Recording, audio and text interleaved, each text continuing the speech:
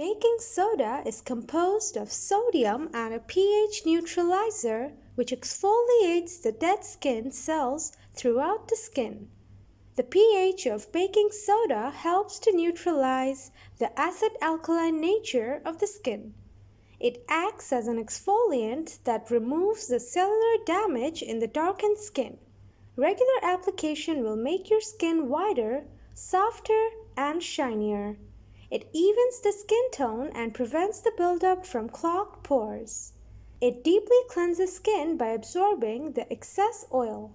How to use baking soda for skin whitening. Number 1. Baking soda with water. The fine particles in baking soda removes the dead skin cells to give an even skin tone. Mix baking soda and water in a 2:1 ratio.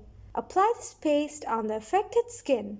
Massage gently in circular motion, then leave on for a few minutes. Wash off with lukewarm, then cold water and dry the skin.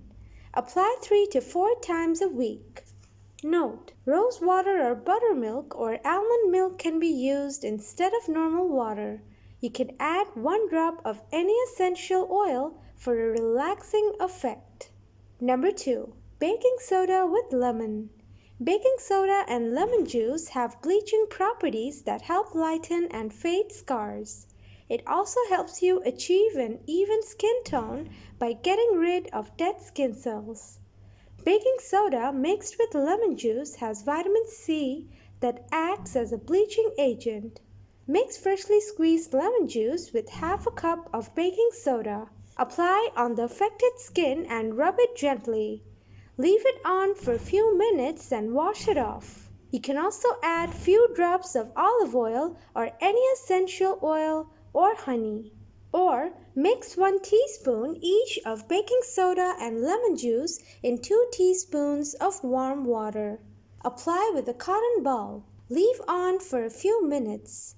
Apply 3 to 4 times a week.